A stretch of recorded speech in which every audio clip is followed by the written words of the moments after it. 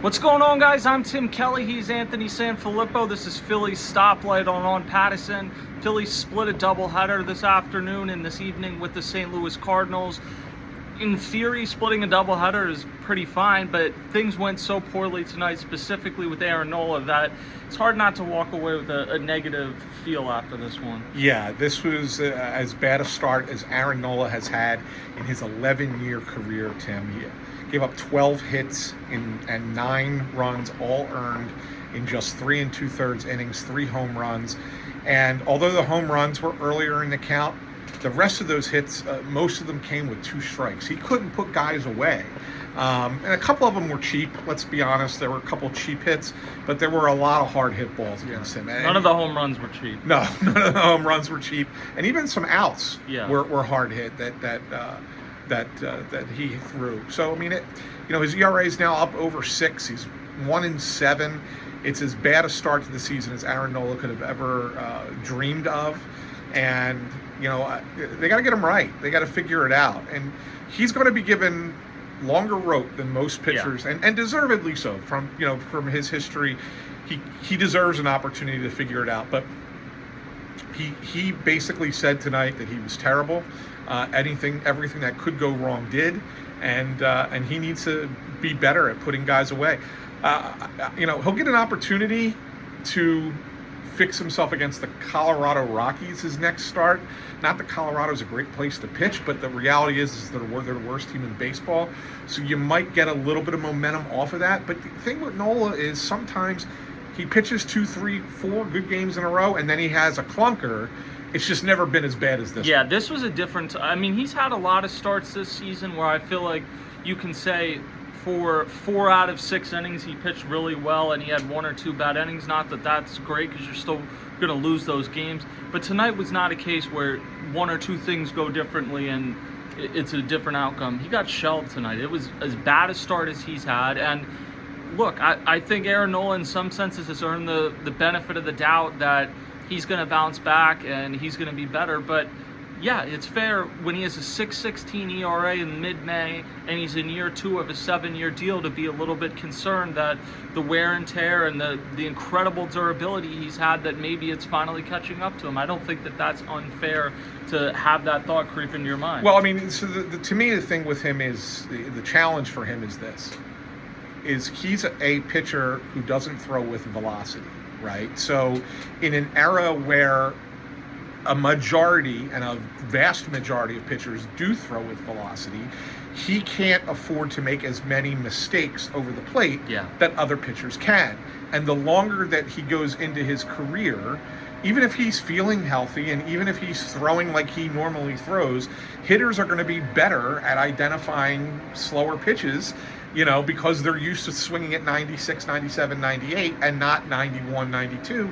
And all of a sudden those pitches are going to become like cookies. Yeah. And so like that, the challenge for him is going to be commanding his pitches.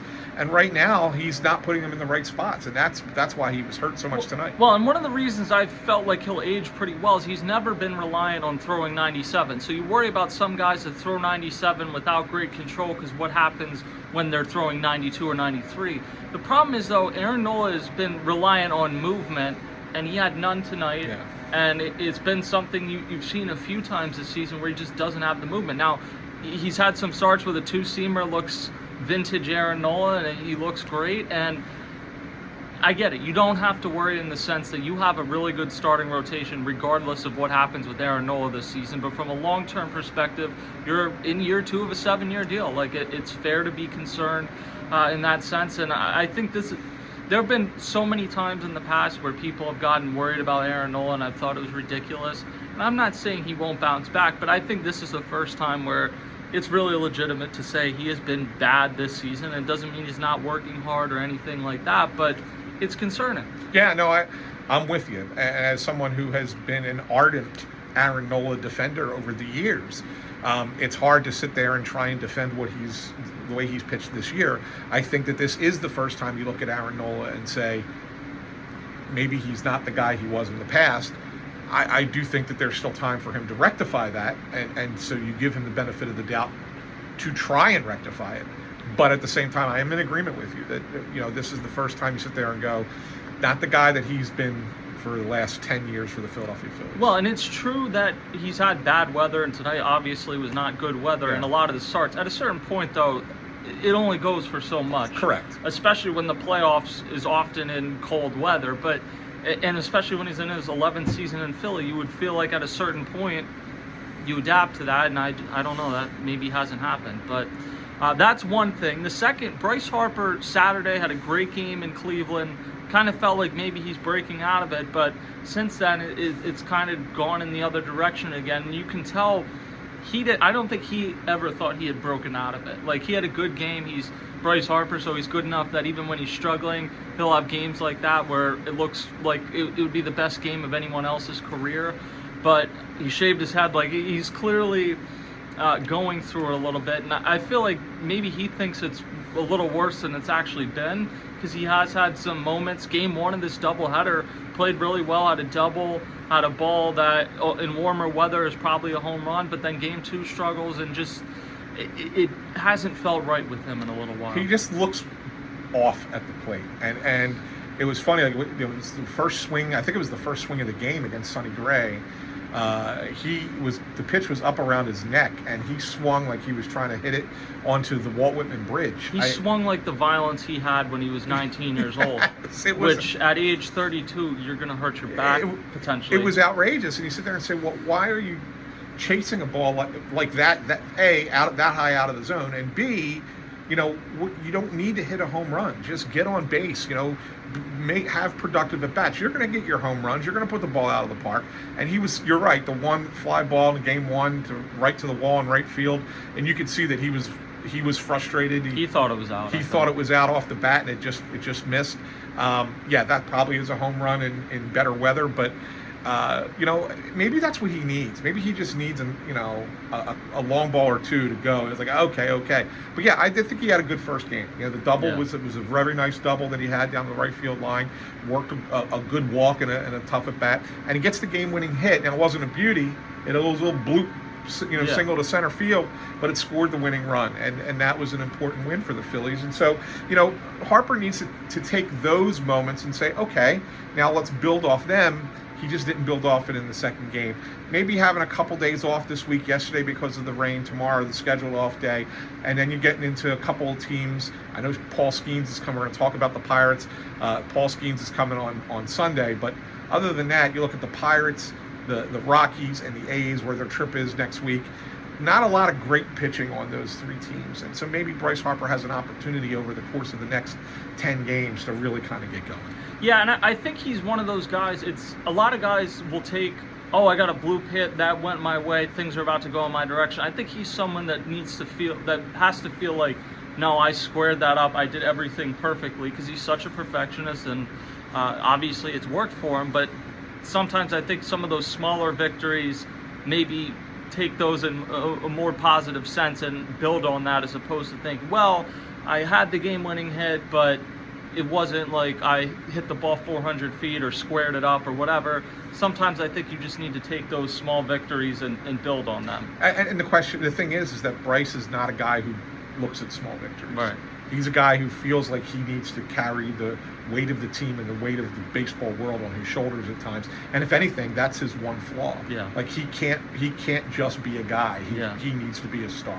And sometimes that's a negative for him. But there is a reality. The Phillies need him to be a star, particularly with Trey Turner maybe not going for as much power this year. This is not a team outside of Kyle Schwarber that has a ton of consistent home run hitters. So when Bryce Harper is not hitting extra base hits, especially when Alec Bohm seems to be coming out of it a little bit, but has not had a good season to this point. He was one of your big run producers and hasn't done that this year. JT Realmuto had a home run tonight, but has been slow. Like, it puts that much more pressure on Harper. So it's a storyline to watch. I would say, though, I'm worried about Nola. I'm not worried about Bryce Harper coming out. Yeah, I agree with you on Harper. So the Pirates are going to come into town after an off day Thursday, and some really good pitching matchups, at least 2 out of 3. Andrew Heaney versus Ranger Suarez in Game 1. Ranger Suarez was excellent in Cleveland last year. Andrew Heaney's been really good for the Pirates this year.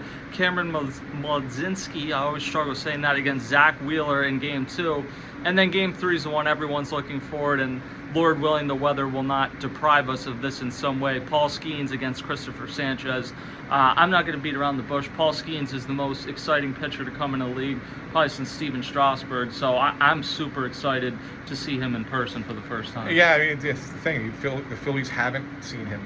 Each time that they've played the Pirates in the last year, and then even in spring training, they got rained out. Yeah, it was supposed to be Sanchez against Skeens that day. It was supposed to be Skeens pitching, and they got washed out that day. So yeah, we haven't had an opportunity to see Paul Skeens in person. It should line up and should happen that we see it on Sunday. Yeah, look, I mean, Andrew Heaney, give him credit. He's had a nice start to the season. To me, he's a guy. He's a major league pitcher. He's a middle to back end of a rotation type player or pitcher, but he's had a good start for the Pirates. But to me, that one should favor the Phillies. Mladzinski versus Wheeler should favor the Phillies. So you look at that, and, although Sanchez is an underdog against Skeens, Sanchez is a good pitcher. So, you look at this weekend series and go, you need to take 2 out of the 3. Yeah, the Pirates are a bad team. Right. And they were a team coming into the year. I looked at the lineup and I'm just like, this lineup sucks. Like, unless O'Neal Cruz becomes like a star, which he's had some stretches where he's been very good, but he isn't. Like, I think people thought he could come into the league and be an MVP candidate.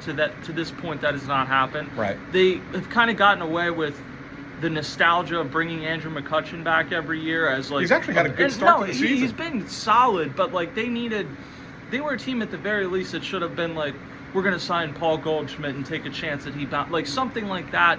It's just such a frustrating organization. I mean, you see it with the Rockies, you see it with the A's, you see the A's are spending now that they're trying to get a stadium, but the Pirates are a team, they're like a historic franchise, but for my entire lifetime outside of 2 or 3 years, about a decade ago, they've been really disappointing. So it's one of those things when you hear about adding teams, it's kind of mind-blowing to me. I understand money-wise it makes sense, but you have 4 or 5 franchises right now that are embarrassing in terms of the ownership's unwillingness to spend money, or maybe they're not capable, in which case they should probably sell the team. But the Pirates are one of those teams, and for as exciting as Paul Skeens is going to be Sunday, not much else to be excited about watching that team. So like you said, 2 out of 3 at a minimum, I think. Yeah, but hey, one thing, if you're looking for a silver lining today, after getting whitewashed by the Cardinals in the second game of this doubleheader, the Mets got shut out by the Pirates. They did. Yeah. 4-0. The Pirates shut out the Mets tonight. So Phillies actually pick up a half game. It certainly doesn't feel like that after watching that game too. But that's an optimistic way to look at it, which isn't normally how people in this area look at things. But that's going to do it for this episode of Phillies Stoplight. Check out everything on Pattison, and we'll talk to you guys next time.